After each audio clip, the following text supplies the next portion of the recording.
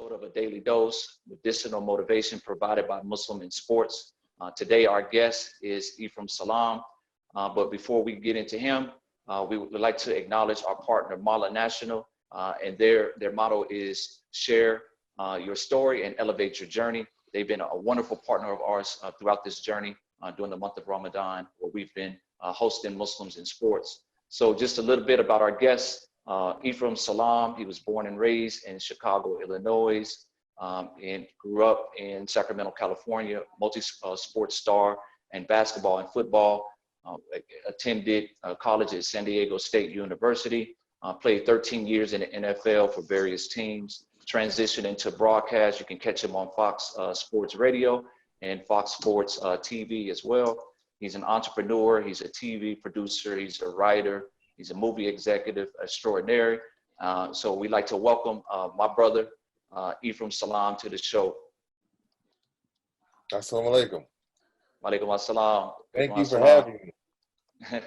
Man, it's always a pleasure to see you, man. Your spirit is just lively, man. It's just so motivational. And it shines, even through the virtual screen that we're looking at right now. So we'll jump right in.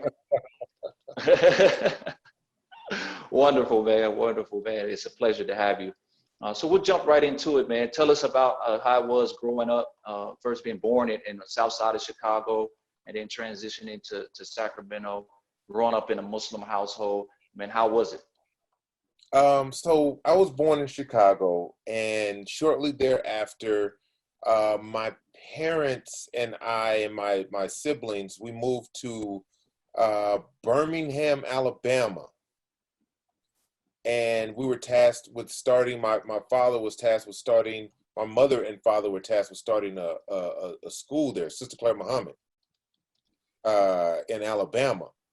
And so we went out there, we started that school. My mother was the principal, and we stayed there for 4 years. And then we moved out to California in 1980. So originally we moved to southern Los Angeles, south central Los Angeles in the 80s, and were part of the Muslim community there. My father originally, when he was with the Nation of Islam, was one of the people that would go to different states or different cities and help build the infrastructure and start the Muslim communities. And this is back in like the 60s. Right, so he helped in Atlanta build that community. He helped in Detroit. He helped in Chicago, which is where I was born. So whenever, the call went out, he would move and be responsible for going to try to help build the Islamic communities in these cities, in these states. And so we came out to California, and it became our home. I stayed out here, and after the 6th grade, we moved up to Northern California, to Sacramento, where I went to junior high and high school, and then off to college at San Diego State. But I tell you what, the one thing for me in a Muslim household was discipline. And at a time where you're a young man or young boy, and you got a lot of energy, the one thing my father always got across was discipline. And by that, I mean, I remember being a child and having the adhan called every morning for Fajr, right? And at 7, 8, 9, 10 years old, you don't want to get up at 5 o'clock in the morning. you want to go, you want to sleep, man. You just can't process what like, it's like, it's 5 a.m., right? My father would stand right outside my bedroom and call the adhan. And I'm like, oh, I have to drag, you have to drag your body out of bed. You go in there, you do half a wudu. It's just, you do it all at the same time, right? And then but years and years and years and years of that training, although I didn't recognize it as a young man who just wanted to sleep or watch a TV show. You'd be in the middle of watching your favorite show, and Maghrib comes in, and now look, Now it's no problem. We got DVRs, right? You can pause it and you come right back to it. But back then in the 80s, if you missed the Cosby Show, you missed the Cosby Show. Like that, it was, you couldn't get that back. And so just that constant awareness and discipline of following the dean. When it came to fasting, I remember my older brother, my dad, my mom, and even my older sister, everybody was fasting when I was a baby. And I remember being 6, 7 years old and saying, well, I want to do it too. And they were like, no, it just take your time, you're fine. But I was really persistent. I would, like everyone else was fasting. I'm the only one in the house eating. And so it just clicked into me that I wanted to try to start doing it. So what they did for me when I was 7 was they let me fast for half the day, right? I'll wake up, we make fajr, or we'll have sahur, I'll make fajr, and then I'll fast, I'll go to school, and I'll fast all the way up until lunchtime. Then I'll break my fast. And so the first couple of years, it was, okay, you can fast half the day. And then maybe on the weekends, I'll say, hey, can I try to fast the whole day?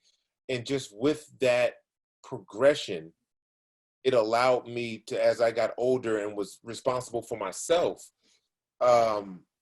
it clicked in, right? Like repetition is the key to fulfillment.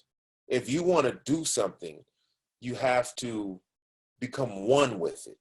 And for fasting, for me, people ask me now, like, are you fasting? Of course I'm fasting. Oh, it must be hard. And I'm telling them now, especially during the current climate at a pandemic where we just at home, I'm like, I'm just at home. Like, I'm literally just at home. Either I'm sitting down writing something or homeschooling my sons. But I used to fast when I had football practice. I used to fast games, like basketball practice. And now that's hard. I'll tell you what, being in Georgia in the summer in training camp and fasting, look here. There's a couple times I swear I saw the devil out there. I'm like, yo, I don't know what's going on out here. I'm about to pass out here. So just that knowledge, right? Once you push yourself as a person, no matter what it is, it could be whether it be fasting, whether it be, just making yourself as uncomfortable as you possibly can get. You know that you'll find out where your level is and where your peak is. So what I'm saying is, it's not hard for me to fast now at 43 years old, sitting inside the house in air conditioning and just monitoring these kids. Now, my patience, that's a whole nother topic, right? Right, dealing with patience while you're hungry during Ramadan, that's a whole nother topic. But for me, when I was at 43 fasting now, it's much easier when I was 23 fasting at those elevated, extraneous circumstances. Man, I can relate to so many of the things that you just articulated. I mean, from waking up for Fajr, not wanting to wake up for Fajr, not wanting to get up for Suhoor, parents ushering you in and out of places in different massages, traveling across the country. So I can share a lot of the similar experiences that you had. So tell us where your introduction to sports came in. How were you introduced to sports? And you mentioned basketball and football. Which one was your first love? Okay, so I got introduced to basketball. I believe I was in the 6th grade, and out in Los Angeles, right on King Boulevard, they call it the Jungle. That's where the neighborhood is. It was a park. It was called Rancho Cienega Park, and it was like a rec team there. And me and like my Muslim family, like I called them my brother, my cousin, my uncle, all of these guys. Nazir, Nazir was a coach So we had an ice cream truck. We all had to work on the ice cream truck. It don't matter how old you were, everybody had to work on the ice cream truck. And at the park, they had a rec league. So we got a basketball team. It was all us Muslim kids. And Nazir was the coach. And I didn't want to play basketball. I just wanted to sit on the ice cream truck and eat donuts and sneak ice cream. That's all I wanted to do. And he was like, no, you're going to get up and we're going to play. That was my first introduction to basketball. Now, I didn't find the love for basketball until much, much later when I was in high school. And I just kind of developed and became, once you realize you can do something as a young person, male, female, then it opens up your whole mindset into how good you can be. All right, before, when I played when I was young, I was terrible. When I first started playing in high school, I was god awful. I mean, but the drive and the motivation to want to be better was the thing that propelled me. And I just didn't want to be average. And I really equate my basketball success to my best friend. He's my best friend. He's my partner in our film company. We've been friends since I was 11 years old. His name is Deion Taylor, and he was a phenomenal basketball player from ever. Like, he was just the guy. It was just, Allah was like, you can play basketball right now. And we spent a lot of time together, and he said, look, man, you got to get your fat butt up and we got to go play. And every day we would go to the elementary school and just play outside in the heat up in Northern California. And we just played, and that's all we had. We didn't have money we had one bike. I would ride on the handlebars. Like, it was just like, this is what we did. We woke up, we had breakfast, we went and played basketball for 9 hours till it was nighttime. And it just, through that constant playing and that fellowship with him, I just began to get better and better. Now, for football, which happened to be what I made my living at, the first day of 9th grade in Sacramento, I went to Florin High School, had another good friend. His name was John Hellman. And all summer, John had a Nintendo. All summer, we've been playing a video game called The Legend of Zelda, right? It took up all the time, okay? And I remember we were almost finished with the game, and school started. First day of school, we're in there. All I'm thinking about is, I can't wait till school is over to go finish The Legend of Zelda. That's where my mind was as a 12-year-old freshman in high school. And so at the end of school, I found John. I'm like, yo, let's go. We got to get home. He was like, I have football practice. And I said, what? When did you start playing football? Well, my dad signed me up, so I have football practice. So we got to play after practice. So I go out and sit on the bleachers and watch him practice the whole practice. And I'm like, he comes over with the coach and says, hey, coach, this is my friend Ephraim. Can he play football? And the coach looked and was like, hey, how you doing? Are you interested in playing? And I'm like, I'm looking at John. John's like, so I was like, okay, I'll play. So he's like, here, you got to fill this out. You got to get a permission slip, and you got to get a physical.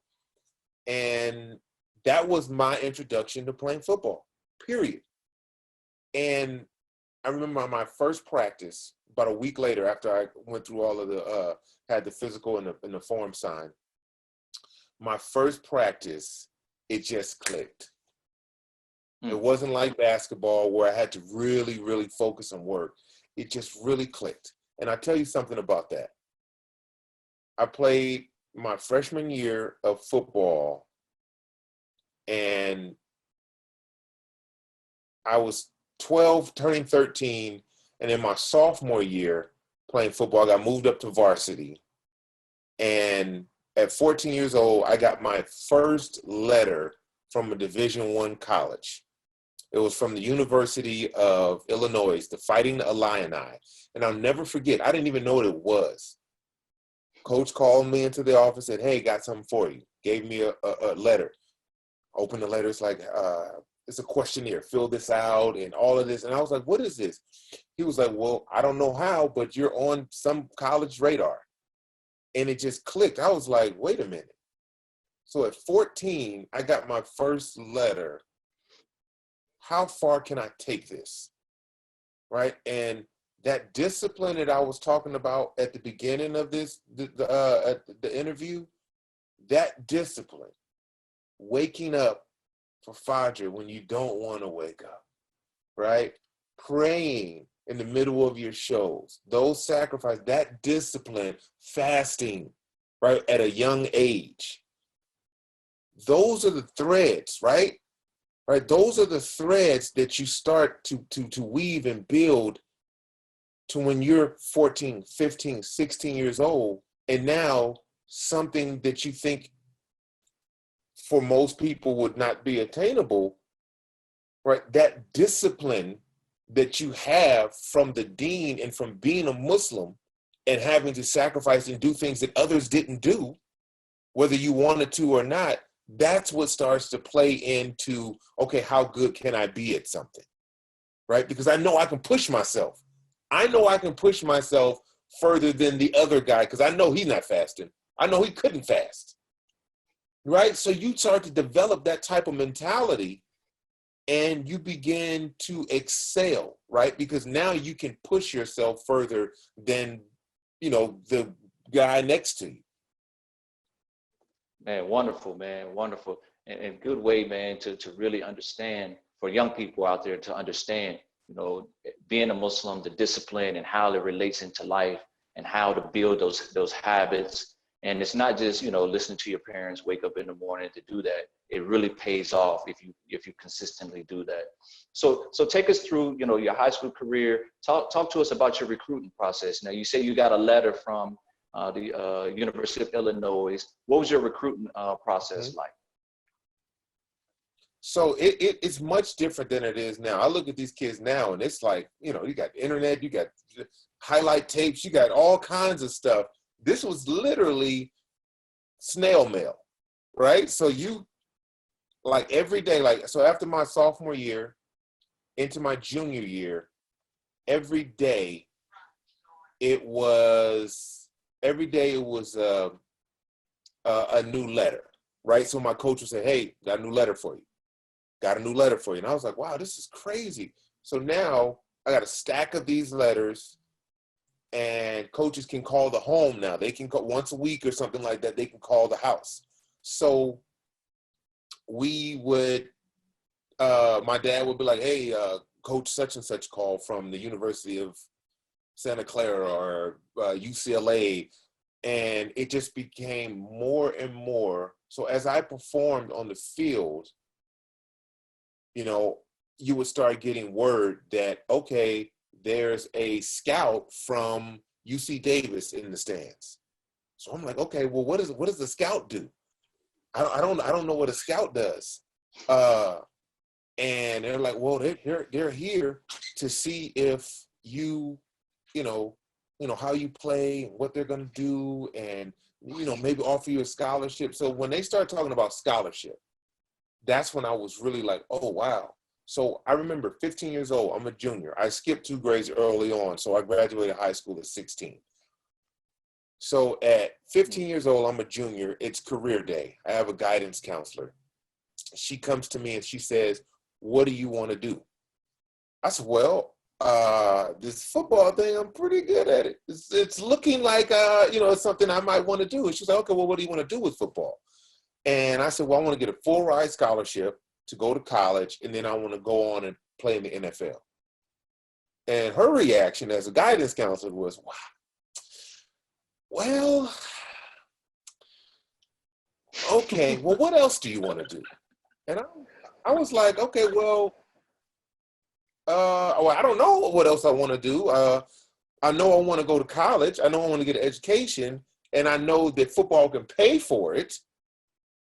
So I think that's what I want to do. And she was like, well, okay, look, just to be honest, one in every 10,000 kids gets a scholarship, a full ride scholarship to play a sport. And then one in every million kids, some crazy number. I don't know. It was like a number you should never tell a kid. The number was so big, it'll make any normal kid be like, oh, okay, well, I don't want to do that because that's impossible. But she kept saying one and this and one and that. And I just sat there and I was thinking. So she was like, well, what do you want to do? And I said, well, how come I can't be that one? And she looked at me and she said, And she never had an answer. And from that moment as a 15-year-old junior in high school, I decided I wouldn't let anybody tell me what I could and couldn't do, because it was all dependent on me. And I learned that lesson early. I learned the lesson of having faith in yourself is the number one thing you can do to be successful. And all of this ties back into your actual faith, right? The faith in the unseen. It's the true principle of Islam, right? The belief in the unseen, right? We don't know what Allah looks like. We can't, that's not for us, but we believe in Allah, right? So to believe that I could get a full ride scholarship to go play football in college, to get my education, and then by some miracle get drafted into the NFL and actually play in the NFL, all those things seem unobtainable, right? They seem like that's impossible. But that faith in myself to know that I could do that, if I did what I needed to do, got better, and sacrifice some of the things that us as young men and women want to do, that I can make that happen. And that was the beginning of my journey, right? And it wasn't easy. I'm not going to sit here and say I was, it was easy. Allah blessed me and just picked me up and just dropped me in. It was ups and downs. You have to realize that every other kid on every other team is trying to do the same thing. So those numbers she was giving me were real. They were real numbers, but she didn't know me, right? She didn't know who I was and what I had inside of me. And whenever I talk to young people, I always tell them that nobody knows what's in you, not your mom, your dad, your sister, your imam, nobody knows what you have in you. Now you have to really come to terms and you have to discover who you are, right? My background being the son of an imam, like I said, discipline was number one in our household, right? So you use that same discipline and you apply it to training, you apply it to school, athletics, all of those things, and the results will manifest themselves in your goals, right? Your dreams, your aspirations. That's the key. So all of that discipline, all of that hard work, all of the work that you put into it, you were able to realize your dream, getting drafted in the 7th round by the Atlanta Falcons. So talk to us about that experience and then your rookie year. I mean, this is really pretty much unheard of to be a 7th round draft pick and then start every single game at left tackle and then go all the way, to the Super Bowl your rookie year. So talk about that transition of leaving college, going into the NFL, getting drafted in the 7th round, and then your first year you go all the way to the Super Bowl. Well, when I was coming out of college, San Diego State, stayed there, played there 4 years. I was small when it came to offensive linemen. I was only about 6'7", about 285. And just to put that into context, most people listening will be like, that's huge. That's a giant man. But to put that in context, when I went to the NFL scouting combine where they take all of the top prospects and they invite them, it's 350 players invited to Indianapolis to go through this combine where it's mental, physical, all of these attributes, height, weight, everything. The guy I was standing in line with before me, he got on the scale and he was 6'8", 364. The guy after me, we all play the same position. The guy after me was 6'7", 348. And then I'm in the middle at 6'6", 6'7", 285. We all play the same position, right? So it was one of those things where I was a smaller individual, mainly because of my basketball background. Like I gained 100 pounds in college. I went to San Diego State at 185 pounds and left at 285 pounds. And so, yeah, that was definitely a change. And so during this process of the combine and getting myself prepared to get drafted, draft day comes, first day goes by, it's late in the second day. I'm disappointed because I thought I should have been drafted earlier. For those who don't know, the NFL draft has 7 rounds. So by the time I was getting drafted, the draft was almost going off. Okay, it was no fanfare, it was no any of that.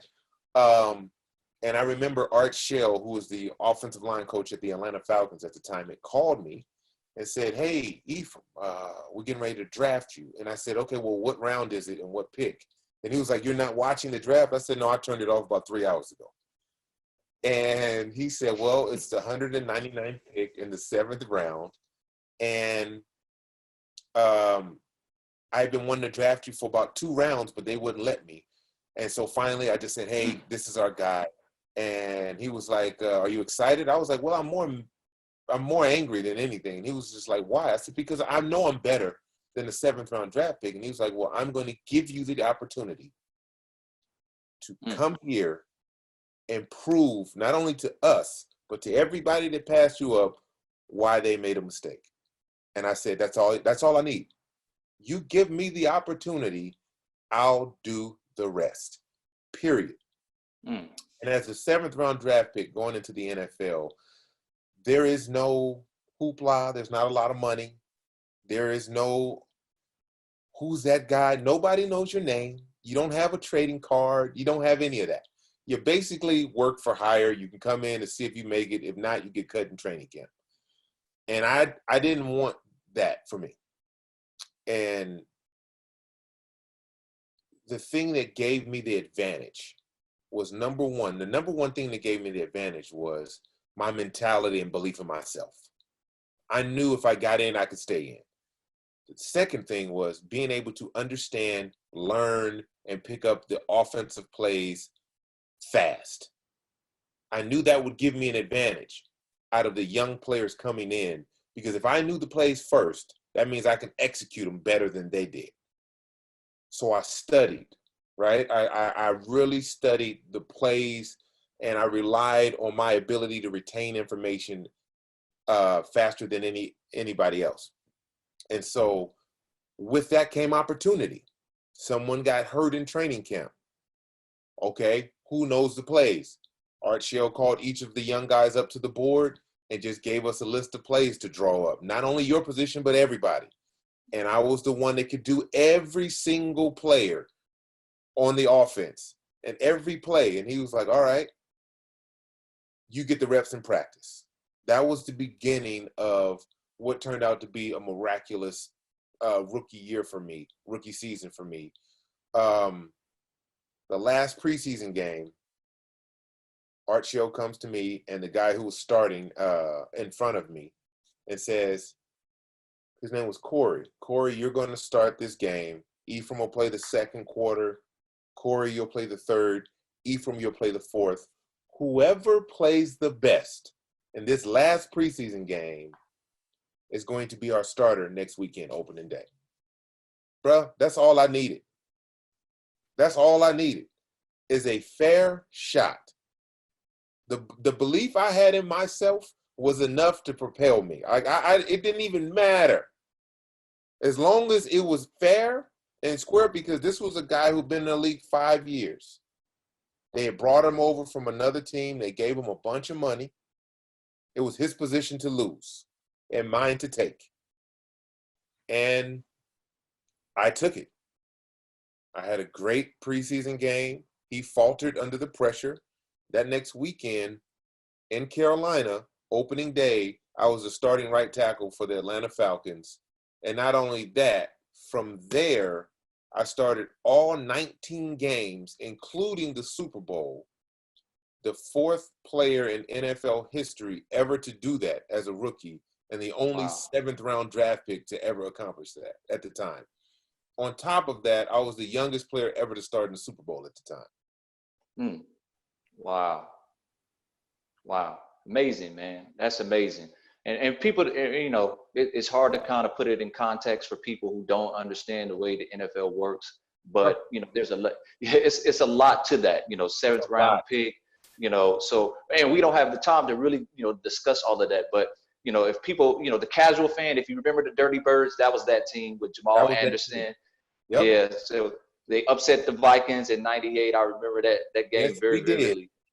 Yeah. Yep. Yep. Wow. Yes, we Man, did. that's wonderful, man. And I'll tell you this. People ask me, where does that come from? Where does that belief in yourself come from? And the discipline you have in this religion, and as you get older, right, you have the ability. I grew up Muslim. Everybody, my father and mother converted in the 70s to the Nation of Islam, and then later on into Islam.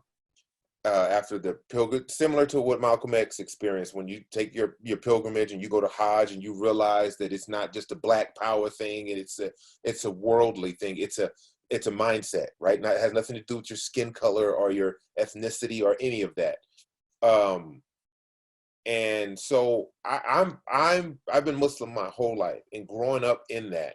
Once you get older, you can look at once you get out of the house, you can do whatever you want. There's plenty of people who convert from Christianity to Islam and from Islam to Christianity. It just happens.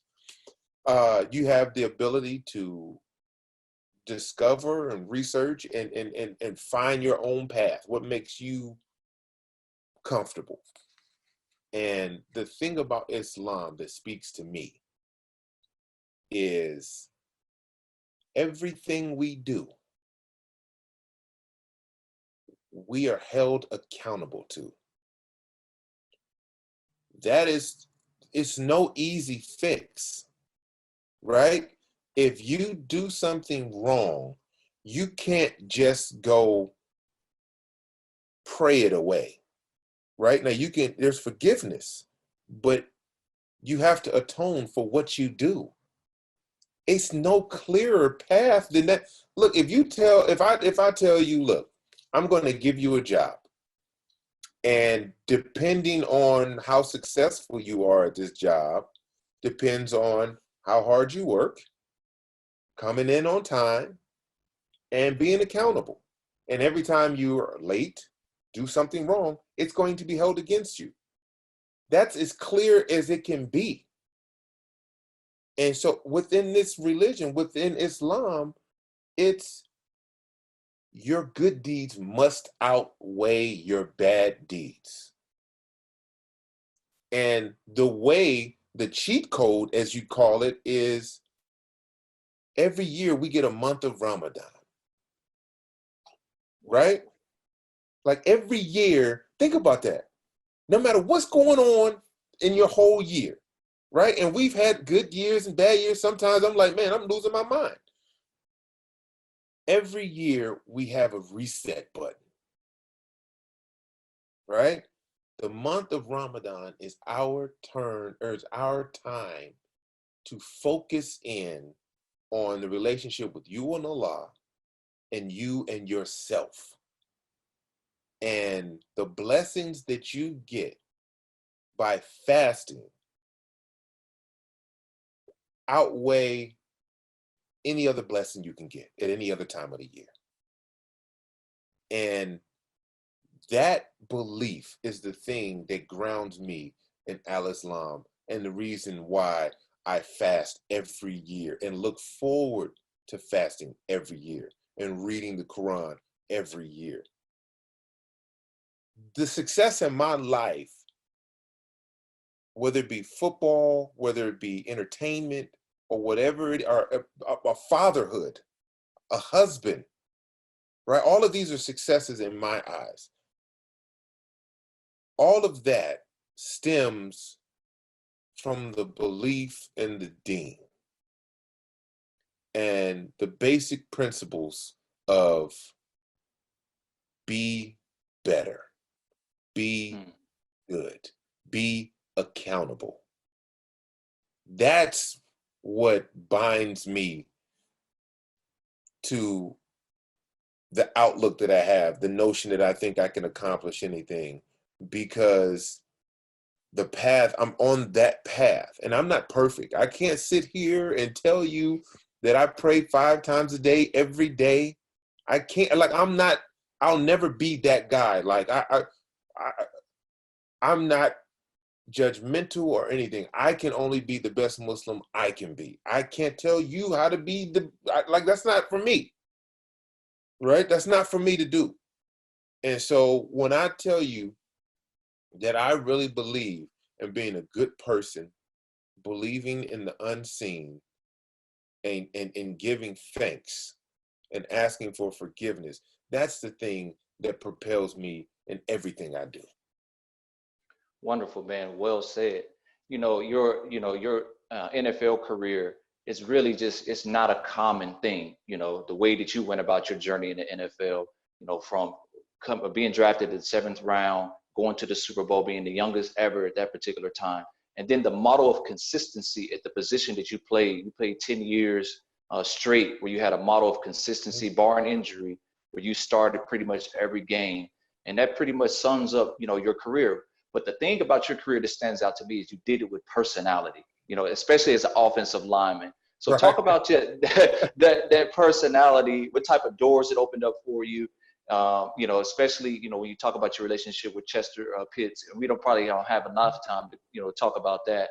But just talk about your personality and how many doors it opened up for you to kind of propel you as a second career into entertainment. So for me, for those who don't know, offensive lineman, that's not a very prestigious position, right? You very rarely get to hear anything about them or from them. That's just the bottom line, right? We're seen, not heard.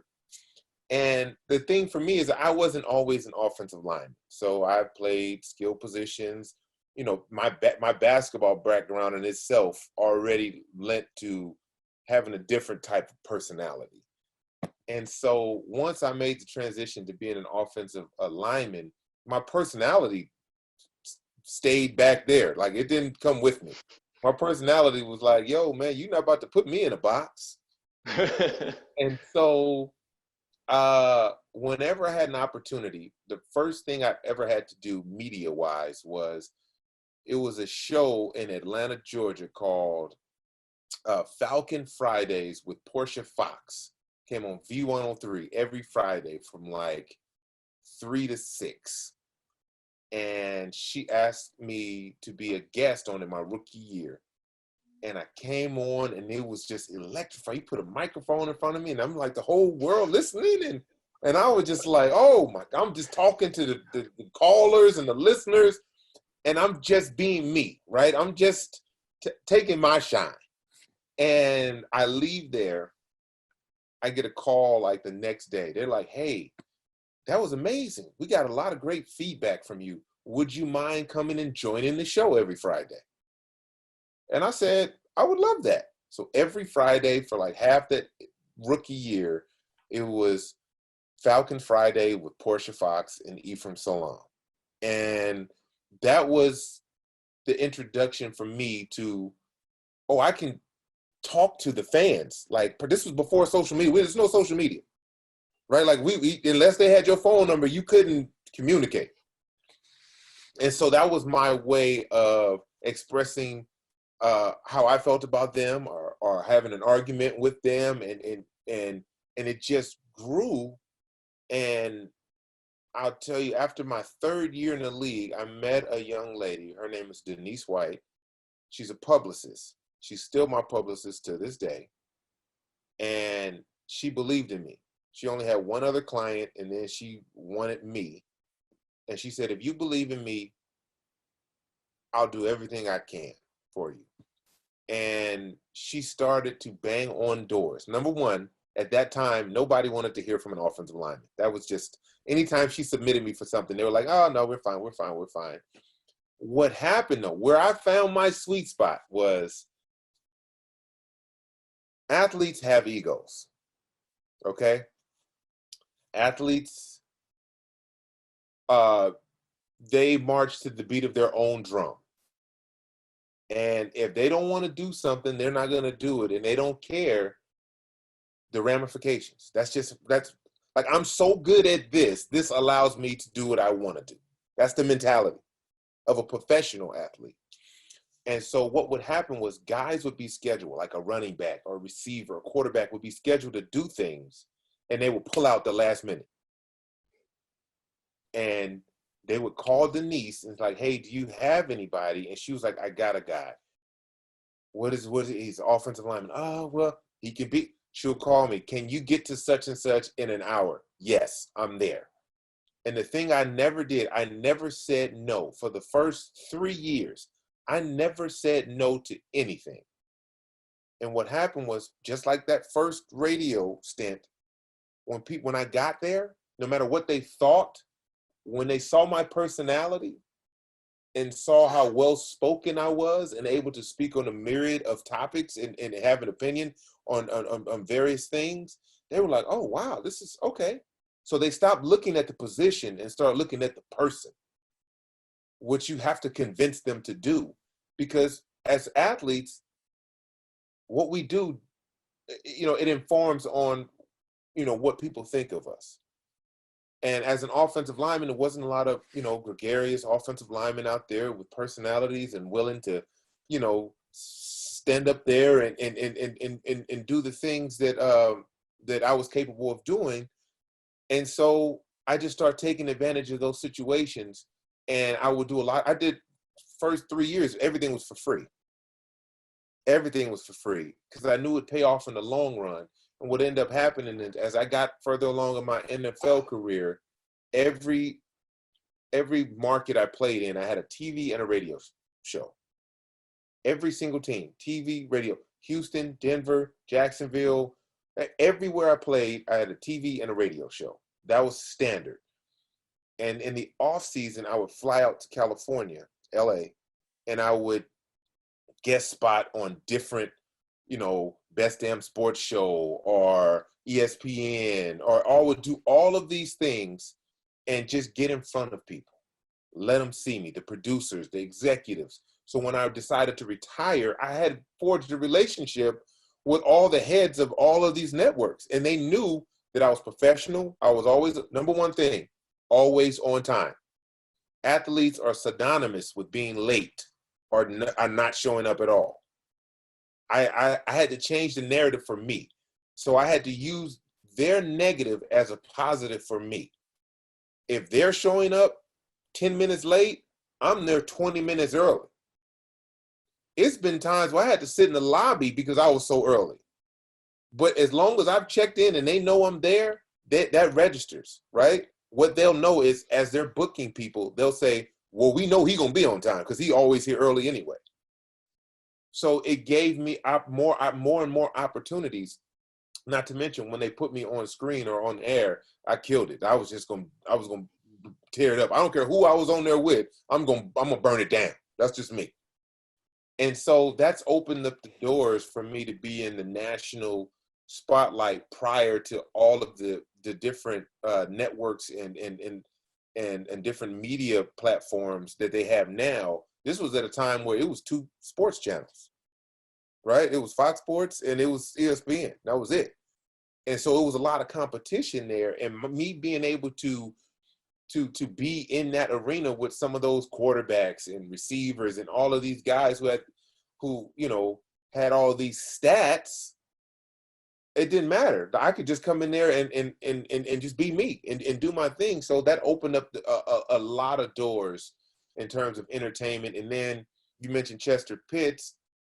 I did I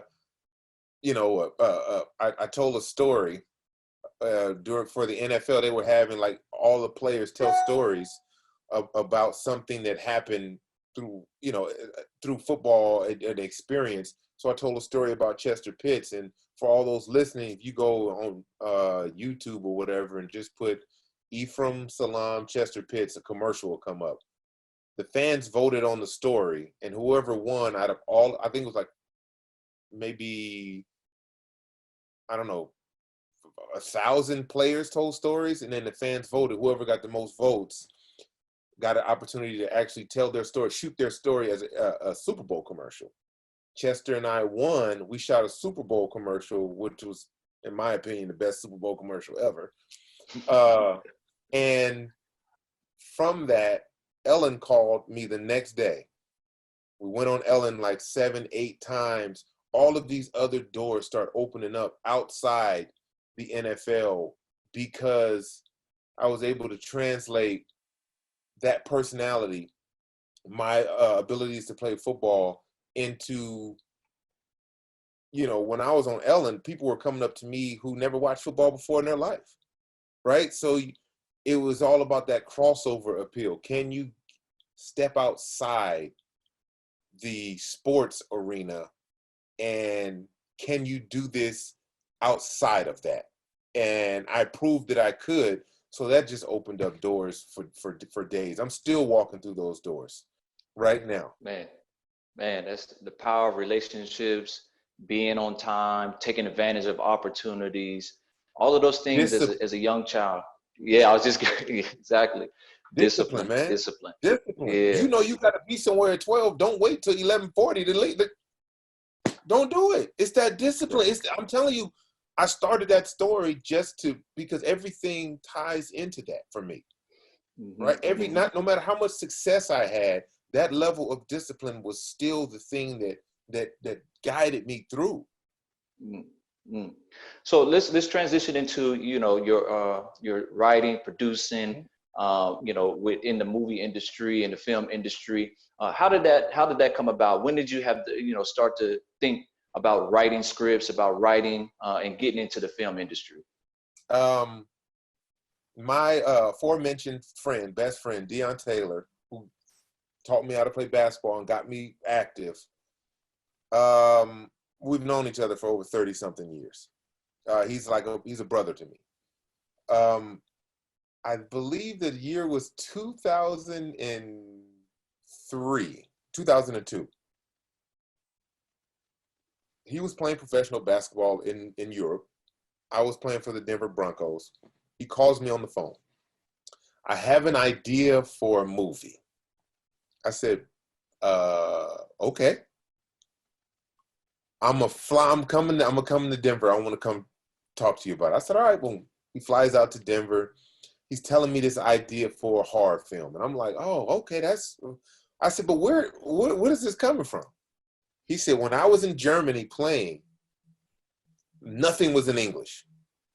And all he would do was watch VHS tapes of movies or DVDs of movies. And they had the behind the scenes, director's cuts, the interviews, all of these things. And he said he would just religiously watch those. And he just started to formulate different things in his mind. And he was like, I think we can make a movie. And I was like, all right. So from that mustard seed of an idea, we developed a script. We had a script. We found somebody who was a cousin of somebody who thought they were a writer. And we went and we want to make this. So they wrote the script up for us and all of that. And we were like, okay, we have a script. We don't know if it's good or not, but we have one. And we came to LA, like, let's go to LA.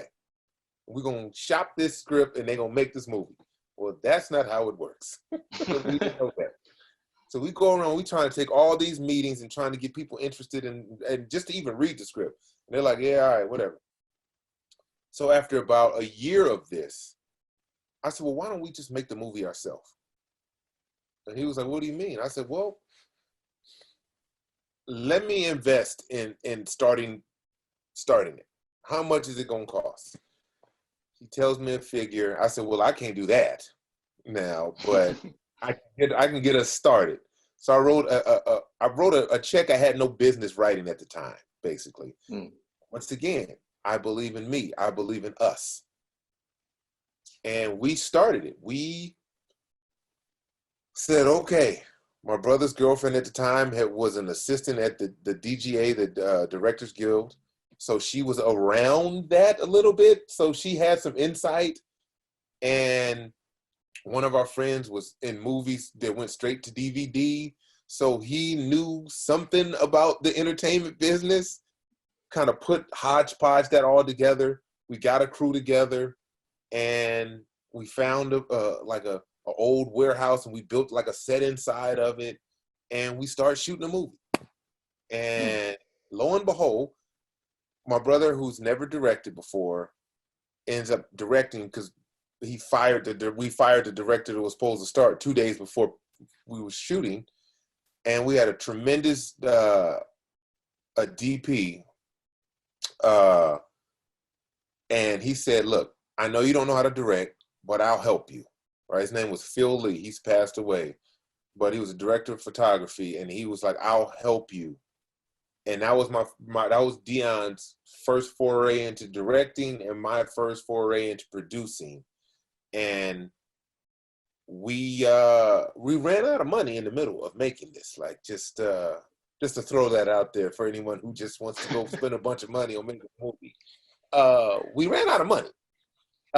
And my brother was like, we gotta find more money. I don't know how to find it or where to find it. And I said, okay, look. So I called Denise White, who's my publicist. I said, look, this is what she's like, what are you doing? I said, we making movies. And she was just like, well, I know a guy. She introduced me to, she put me in contact with a gentleman who was an investment guy, had a investment company. So we're shooting this movie up in Northern California. He's in San Francisco.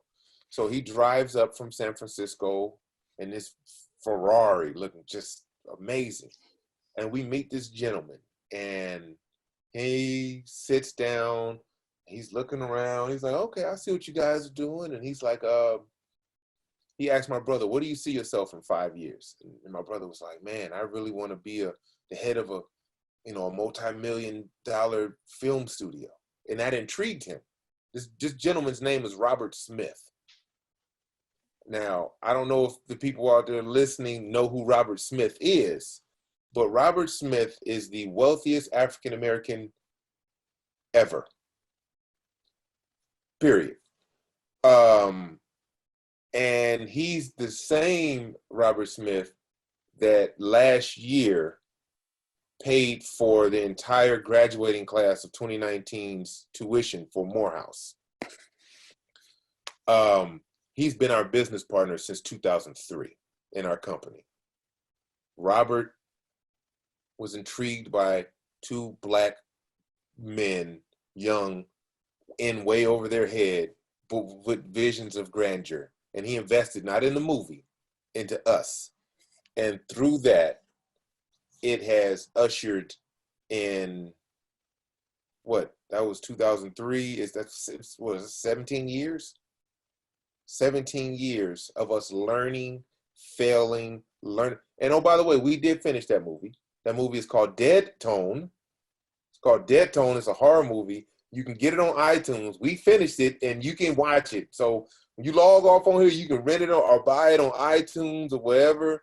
But we did finish that movie. That was our first movie. And subsequently enough, I think we've done 11 feature films since then. And Deon Taylor, if you don't know who he is, you should look him up. He is one of the brightest, biggest young African-American directors in Hollywood right now. We had a smash hit come out last year called The Intruder with Megan Good, Mike Ely, and then right after, that was last May, Dennis Quaid, excuse me, last May. And in October, we had another smash hit called Black and Blue with Naomi Harris, Tyrese. Prior to that, we had a movie called Traffic, and so on and so forth. We even made a small urban comedy called Meet the Blacks that did extremely well for us. But from that, we've been able to grow this business as producers, directors, entertainers, writers. And it's just when nobody believes in you, man. If y'all listening to me, trust what I'm saying. When nobody believes in you, you gotta believe in yourself. You know how hard it is to start a movie and then make it and actually have it be seen. it's just as hard as a 15-year-old kid wanting to play in the NFL. It's Couldn't the have same summed it thing. up, couldn't have summed it up any better. But not only, and Ephraim is being a little bit humble right now, but all of I those don't want movies to that be he that. listed, I'm just, every last one. I don't want to be that guy, right? I'm just saying, look, believe in yourself and you can accomplish tremendous things, man. That's all I wanted, you know. Man, look, alhamdulillah, man, we right up it, against the time. Man, it's been a pleasure. I've learned so much. Every time I talk to you, I learn more and more and more, just about life, about the business. So it's been a real pleasure. So if you can sum up, and I know you've done it, consistently talking about discipline. But, to have a career that really is uncommon. And then as a Muslim, an African-American Muslim going into Hollywood and being successful, that's a whole nother, conversation as well about just, it's just almost like you said, miraculous, just the path and the journey. And it all really starts with the discipline, the faith, believing in yourself, all of those different things, man. So I can't thank you enough, man, just about the wisdom that you have imparted on our audience for tonight. Man, we have to do it again soon because there's a lot more. You just let me know, man. Like I said, man, whenever you call, I'm picking up. I really appreciate you giving me this opportunity. And when you're, anytime I can speak directly to the Muslim community, that means a lot to me, right? Because it's such a big part of my life. And sometimes you get caught up in the hype of being an athlete or in Hollywood, but what grounds me is my faith and my belief and just my ability to believe in the unseen. That's the most important thing for me.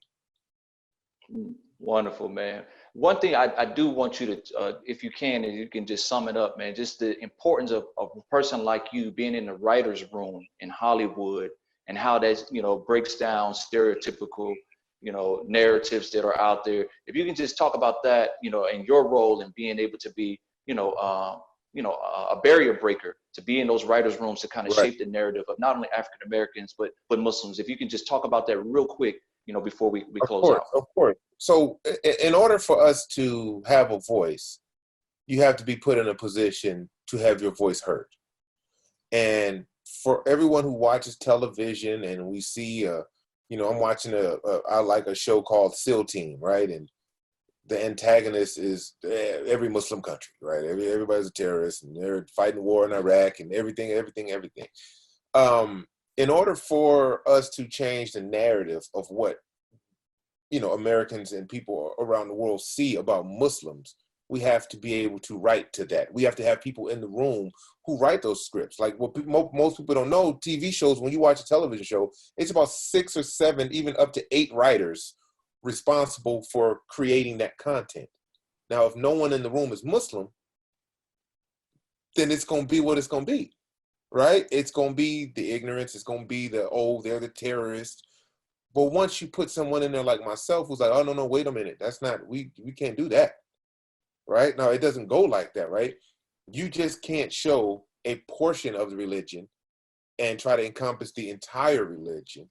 You got to put a character in there who is Muslim, who can speak to the differences between radicalism and true faith. Like you have to be that voice, and I take on that responsibility because it's important to me. And it's not just about war films. It's about, I'm working on a show now called Intercepted about, the wives and relationships of professional athletes, and, there'll be a Muslim couple there. And, so you get to see the different dynamics and the different beliefs that these characters have, just not Christians. And I think it's very important in this climate, because if I don't write to that, who will? Absolutely, man. Thank you so much, man. Where can we find you? Where can we find out when your next movies are dropping? How can we get into it? We had one. You can reach me at, you can reach me on Twitter, at Ephraim Salaam, on Instagram, Salaam74. But we had a big movie coming out this year, June 19th. We finally got a summer release through Lionsgate. It was called Fatale, starring Hilary Swank, 2-time Academy Award winning Hilary Swank, Mike Coulter, who played Luke Cage, and of course Michael Ealy.